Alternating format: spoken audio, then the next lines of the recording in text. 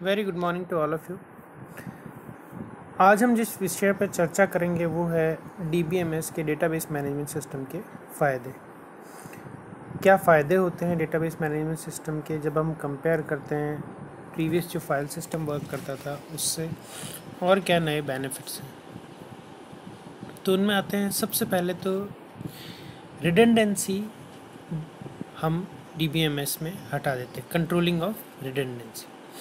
What it is, data redundancy refers to the duplication of data in a database. By having a centralized database and centralized control of data by DBA, the unnecessary duplication of data is avoided. It also eliminates the extra time for processing the large volume of data and saves the storage.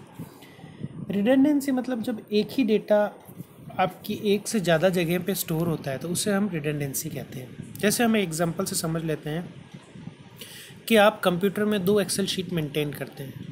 एक Excel sheet में आपका personal data है और उसी sheet में एक जो tab है उसमें एक और शीट आपने बना रखी है और उसमें आपके कॉलेज का डेटा है। दोनों में आपका नाम, आपकी डिटेल जो आती है पर्सनल, वो दोनों ही शीट्स में है। मतलब अब आप ये देखें, आपका जो डेटा है जिसमें आपका नाम, आपका घर का एड्रेस, आपका फ़ोन नंबर, वो 2 जगह लिखा जा रहा है, 2 डिफरेंट शीट्स में। ये कहलाती है रिडंडेंसी। जब आपके डेटा की डुप्लीकेसी होती है, जब एक डेटा एक से ज़्यादा जगह पे स्टोर होता है तो वो कहलाता है रिडंडेंसी। तो डेटाबेस मैनेजमेंट सिस्टम में इस रिडंडेंसी को रिड्यूस किया जाता है। कोशिश ये की जाती है कि जो डेटा है वो एक ही जगह पे रहे, एक्सेस किया जा सकता है, उसको दूसरी एप्लीकेशन एक्सेस कर सकती है, लेकिन एक ही डेटा रहे, उसकी कोई डुप्लीकेट कॉपी नहीं बने।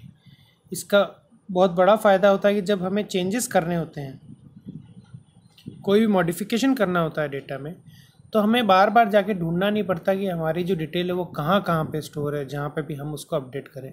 एक जगह स्टोर है, एक जगह अपडेट हो गई, मतलब हमें ये पता चल गया कि हमारे फाइल में या डेटाबेस में आपकी चीज़ अपडेट हो गई। दैट्स वाई DBMS में रिडंडेंसी को रिमूव किया जाता है। दूसरी चीज़ होती है data sharing, improved data sharing. बहुत सारी एप्लीकेशंस, डिफरेंट एप्लीकेशंस आपके डेटाबेस को एक साथ एक्सेस कर सकती हैं। कुछ उसमें से मॉडिफाई करती हैं, कुछ ओनली व्यू करती हैं, बट वो डेटाबेस के आपके जितने भी डेटा है, कंटेंट है, उनको एक साथ एक्सेस कर सकती हैं। आपकी डेटा की शेयरिंग को बहुत हद तक रिमूव कर सकती हैं, जो कि फ़ाइल सिस्टम में पहले नहीं था। क्योंकि फ़ाइल सिस्टम में पहले एक जने ने एक्सेल की शीट खोल रखी है या कोई और शीट खोल रखी है तो वो वही उसको एक्सेस कर सकता है, दूसरा उसको एक्सेस नहीं कर सकता। डेटाबेस में ऐसा नहीं है। So we have improved data sharing. Next is your data integrity. Integrity मतलब ये होता है कि जो डेटाबेस में डेटा है वो एक्यूरेट है। जब भी आप डेटाबेस में डेटा एंटर करते हैं तो बहुत सारे इंटीग्रिटी कंस्ट्रेंट्स उस डेटा पे अप्लाई किए जाते हैं ताकि जो भी डेटा आए वो एक एक्यूरेट डेटा आए, कोई गलत इन्फॉर्मेशन नहीं आ जाए। एक एग्जांपल के तौर पे मान लीजिए मोबाइल नंबर की एंट्री करनी है और वहाँ पे नंबर्स डालने की बजाय आपने अल्फ़ाबेट्स एंटर कर दिए, तो अल्फ़ाबेट्स का तो मोबाइल नंबर नहीं होता।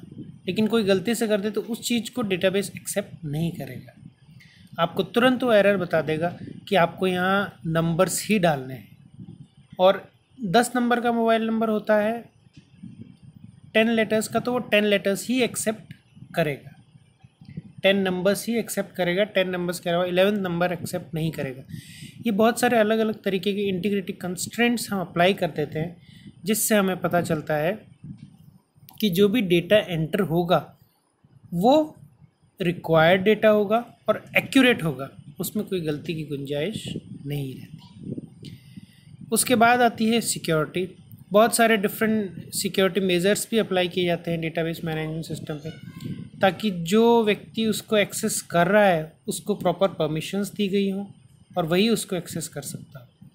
जिसको व्यू की परमिशंस हो वो व्यू कर सके, जिसको मॉडिफिकेशंस की परमिशंस हो वो उसको मॉडिफाई कर सके। नेक्स्ट बेनिफिट आता है आपके data consistency. Data consistency means जो डेटा है वो कंसिस्टेंट डेटा है, अपडेटेड डेटा है और एक एक्यूरेट डेटा है, उसमें फेलियर के चांसेस कम हैं। और ये हमें मिलती है डेटा रिडंडेंसी रिमूव करने से। जो एग्जांपल हमने पहले समझा था वही अगर हम दोबारा देखें तो जब आपकी पर्सनल डिटेल दो जगह हैं, मान लीजिए आपका एड्रेस चेंज करना है, आपने एक जगह चेंज कर दिया और दूसरी जगह चेंज करना भूल गए क्योंकि आपको ध्यान नहीं था कि मेरे कुछ पर्सनल डिटेल या मेरा एड्रेस दूसरी शीट में भी स्टोर है। ये डेटा की इनकंसिस्टेंसी आती है। अब मान लीजिए मैं किसी और को एक्सेस करना था, किसी और ने आपके एड्रेस को एक्सेस किया और अपडेटेड वाली शीट ना लेके पुरानी वाली शीट ले ली, तो उसको तो पुराना एड्रेस मिल गया, मतलब डेटा इनकंसिस्टेंट हो गया, आपका सही डेटा नहीं है, इस शीट में अलग है उस शीट में अलग है। ये चीज़ कैसे हटी? डेटा रिडंडेंसी से। जब आपने डेटा की डुप्लीकेसी ही नहीं रखी तो आपने जब अपडेट किया तो एक जगह अपडेट किया और डेटा भी वही है, तो ऑटोमेटिकली जब अगली बार कोई एक्सेस करेगा तो आपकी एक्यूरेट इन्फॉर्मेशन ही मिलेगी, means the data will be consistent data. Next is efficient data access. Database management system को इस तरीके से बनाया जाता है कि जब भी कोई यूज़र उसको एक्सेस करे तो उसको बहुत ही इफ़ेक्टिवली एक्सेस करे और बहुत ही मेजर्स भी लिए जाते हैं। जैसे आपके जो कीज़ वगैरह होती है वो बहुत हेल्पफुल होती हैं कि आपके डेटा को एक्सेस करने में। जितना डेटा है सारा डेटा आपको मिल सके, अगर आपको व्यू के राइट्स हैं या मॉडिफिकेशंस के राइट्स हैं तो बहुत इजीली और बहुत ही फास्ट मेजर से डेटा को एक्सेस किया जा सकता है। एनफोर्समेंट ऑफ स्टैंडर्ड्स, जो भी स्टैंडर्ड्स हैं उनको अप्लाई किया जाता है डेटा को स्टोर करने के लिए, जो कि आपकी डेटाबेस एडमिनिस्ट्रेटर करता है। जितने भी नेमिंग कन्वेंशंस आते हैं, जो क्वालिटी ऑफ स्टैंडर्ड्स हैं वो आपकी मेंटेन की जाती है डेटाबेस में। फिर data independence. Data independence in the sense कि when changes are made to the data representation, the metadata obtained by the DBMS is changed, but the DBMS is continues to provide the data to application program in the previous used way.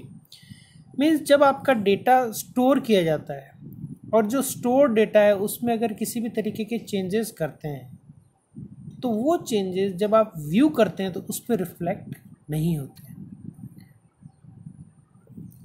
Database में data store कर दिया, आप user हैं, आपको data को access करना है, तो जो भी डेटाबेस में डेटा में चेंजेस करेंगे, मॉडिफिकेशंस करेंगे मेटा डेटा में, मतलब जो उनके स्टोरेज का प्रोसीजर है या स्टोरेज का जो तरीका है, अगर उसमें कुछ भी चेंजेस करते हैं तो वो यूज़र को रिफ्लेक्ट नहीं होते, वो वैसे ही एक्सेस करेगा, वो वैसे ही उसको व्यू होंगे जैसे कि पहले होते। This is called data independence. मतलब जो डेटा की स्टोरेज है, डेटा जो स्टोर करते हैं वो इंडिपेंडेंट है किस चीज़ के? आपका जो डेटा व्यू आप करते हैं। Next benefit is reduced application development and maintenance time. आपकी DBMS के सपोर्ट से जो भी आप एप्लीकेशंस बनाते हैं उनके डेवलपमेंट का टाइम बहुत हद तक रिड्यूस हो जाता है, क्योंकि मैक्सिमम जो चीज़ें होती है वो DBMS हैंडल कर लेता है और मेंटेनेंस टाइम भी कम लगता है, क्योंकि जो आपकी एक्सेसिंग होती है वो बहुत फास्ट होती है। स्टोरेज भी डेटाबेस में होता है, एप्लीकेशन में स्टोर होता नहीं। तो इन सब चीज़ों से DBMS बहुत ज़्यादा बेनिफिशियल रहता है compare to the previous file systems, right. These are all the benefits. Now there are some disadvantages of DBMS compare to that. जैसा कि ये कॉम्प्लेक्स स्ट्रक्चर बनाएगा जब इतने सारे इसमें इंटीग्रिटी कंस्ट्रेंट्स, इतने सारे रिडंडेंसी रिमूविंग के टूल्स और ये सब जब अप्लाई किए जाएंगे तो जो DBMS होता है वो एक थोड़ा सा कॉम्प्लेक्स सॉफ्टवेयर होता है जिससे कि बनाया जाता है और फिर उसमें डेटा स्टोर किया जाता है। और जब ये कॉम्प्लेक्स है, थोड़ी बहुत एप्लीकेशंस भी इसमें अप्लाई की जाती है, तो थोड़े बहुत लार्ज अमाउंट ऑफ मेमोरी को ये यूज़ करता है स्टोरेज के लिए और रन करने के लिए, ताकि वो एफिशिएंटली रन कर पाए। और एक सेंट्रलाइज सिस्टम पे वर्किंग होती है। एक सिस्टम होगा जिस पे सारा डेटाबेस को स्टोर किया जाता है, जिस वजह से सभी को उस पर एक्सेस करना पड़ता है। तो अगर वो सेंट्रलाइज सिस्टम किसी भी तरीके से फेल हो जाता है तो वो डेटाबेस को कोई एक्सेस नहीं कर पाता। ये प्रॉब्लम थी, लेकिन इसके बहुत सारे डिफरेंट सॉल्यूशंस हैं। रेप्लिकास बनाए जाते हैं, जो आपका डेटाबेस सर्वर है उसकी रेप्लिकास बनाई जाती हैं। एक से ज़्यादा 2-3 जगह डेटाबेस सर्वर्स रखे जाते हैं और उनकी डुप्लीकेसीज कर दी जाती हैं ताकि सर्वर को अलग अलग जगह से एक्सेस कर पाए। अगर एक सर्वर फेल भी होता है तो दूसरा सर्वर पूरी तरीके से सपोर्ट दे पाए। जो फोर्थ एक स्मॉल डिसएडवांटेज है वो है कि it is a generalize software, it is written work to the entire system rather specific one, and some of the applications will run slow. कुछ एप्लीकेशन स्लो रन कर सकती हैं क्योंकि एप्लीकेशन को डेटा बहुत छोटा चाहिए होता है और डेटाबेस बहुत बड़ा होता है, तो ऐसा लगता है ये डेटा फटाफट मिल जाना चाहिए, बट ऐसा होता नहीं है। It will search the entire software, entire database management system, so it will take some time. ये बहुत ही छोटी छोटी डिसएडवांटेजेस, बट इसके जो फ़ायदे हैं उनके सामने ये डिसएडवांटेजेस बहुत कम हैं। आगे आने वाले चैप्टर्स में हम पढ़ेंगे कि किस प्रकार से ये डेटा स्टोर किया जाता है और किस तरह से हम रिडंडेंसी वगैरह रिमूव करते हैं।